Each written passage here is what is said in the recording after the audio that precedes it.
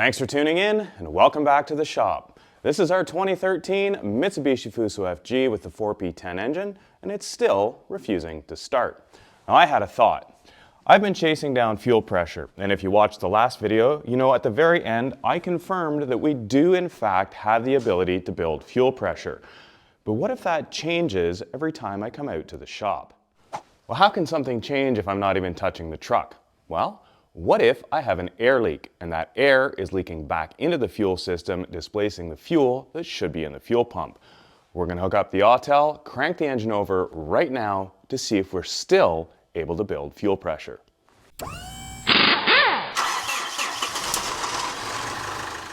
With the ignition on and the MaxiPro connected, I can graph the fuel rail pressure along with the expected pressure to see what we're getting versus what we want.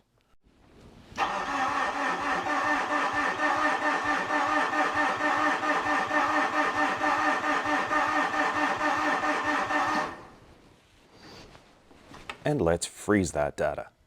So when we look at the freeze frame, we can see that we are building fuel pressure, but we're not hitting the rail expected pressure. So yes, we're building pressure, but not enough. We also know from what I've done previously that when I disconnected all 4 injectors, I was able to build significant fuel pressure. That's 400 bar. That really says to me that we're leaking fuel pressure through the injectors. This is consistent with what we saw a couple of videos back where I had fuel bypassing the number 3 injector. Right there. But at the same time, it's inconsistent because I've disconnected the number 3 injector and the engine still didn't start. But I wasn't monitoring fuel pressure when we tried that. So maybe I didn't build fuel pressure, so even when I had the injector bypassed, we still didn't build enough fuel pressure to start. So let's go back and try that again, and I'm also going to check a couple of other things. First, because it's starting to get a little cold in here, I want to see if my glow plugs are working. And we can actually activate them through the Autel scanner. Now, this isn't going to test the individual glow plugs, but it is going to tell us if it's trying to activate them or if all of them are dead. So we go into the cold start test, hit F1, and see if the voltage drops. And it does. We've dropped from 12.6 to 12.2. So we stop it, and the voltage comes back up again. Clearly that's not a diagnostic test of each plug individually. I don't know that all 4 are working, but I do know that the ECU is attempting to actuate them, and when it does, the voltage drops, so something is happening. And at the same time, I'm pretty sure that 173 days ago, or 18 videos ago, where I started to diagnose this, it was warm enough that we didn't need to rely on glow plugs anyway. Has it really been that long? There's one more thing that I do want to check quickly that somebody posted in the comments, and I thought, that's interesting. And that comment was surrounding the change in the sound that the engine is making now when it's cranking, and checking to see if for some reason the exhaust brake has closed. Well, I can't actually activate it without the engine running. As you can see, my engine speed is red at 0, meaning I can't perform the test. I can see that the exhaust brake is in the neutral position. So I think it's unlikely that that is what has caused the change in sound, but that was a really good idea and an easy thing to check. And while we're digging around in the Autel, I think there's one more thing that we can try. Keeping a focus on fuel pressure, let's see what other useful items we can graph. Why didn't I do these ones before? I don't know.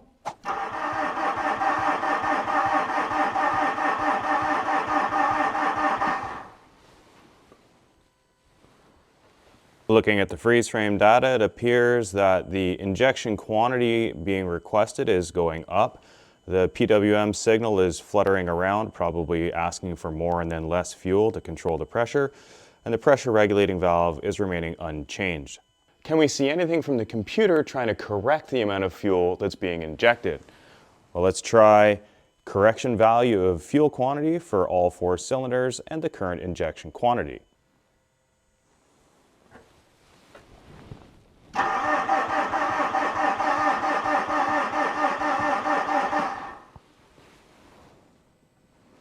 I'm not seeing any correction. I'd find it a little hard to believe that there's no correction needed on any of the injectors unless the injectors aren't firing, in which case they're doing exactly what the ECU is expecting. And if we're still not building sufficient fuel pressure, then it's probably not asking the injectors to fire, which means they're doing exactly as it's expecting. So before we lose all the battery voltage again through all this cranking, let's disconnect injector number 3, block it off, try cranking and see if we build fuel pressure without injector number 3. If you're enjoying this video, chances are you'll enjoy the rest of the content that I create. Make sure you check out the other videos not only in this playlist, but on the entire channel. If you want to go a step further and help support the creation of this type of content, make sure you check out the links in the video descriptions. And if you want, scan this QR code and you can buy me a coffee. To everyone who has followed the links and purchased products and sent me coffees, thank you. It's greatly appreciated. And if you're wondering why I get so little done in each video that I produce, well, that previous clip took me 22 tries to get right. So let's get back to blocking off the questionable injector number 3. Because I've blocked off the supply, I'm also going to block off the return so that we can't just bleed pressure out through the system.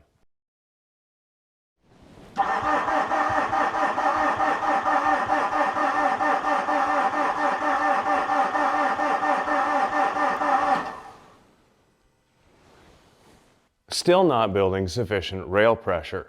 The highest fuel pressure we managed to generate, we're at 166 bar there, looking for 370.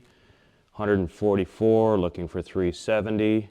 195, looking for 370. 166, 150, 160.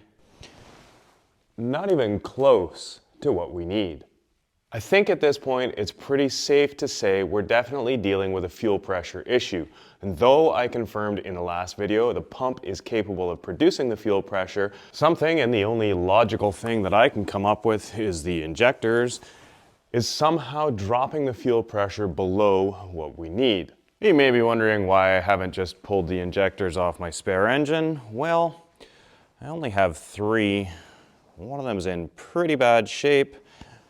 And none of them were covered when I bought this engine, so I'm pretty sure they're all filthy inside. Now that said, maybe my next step is to take 2 of the good injectors from that engine and 3 of the good injectors from this engine and have them tested. At least at that point, I could tell if these ones are good and if those ones are good, or if all 5 of them are no good.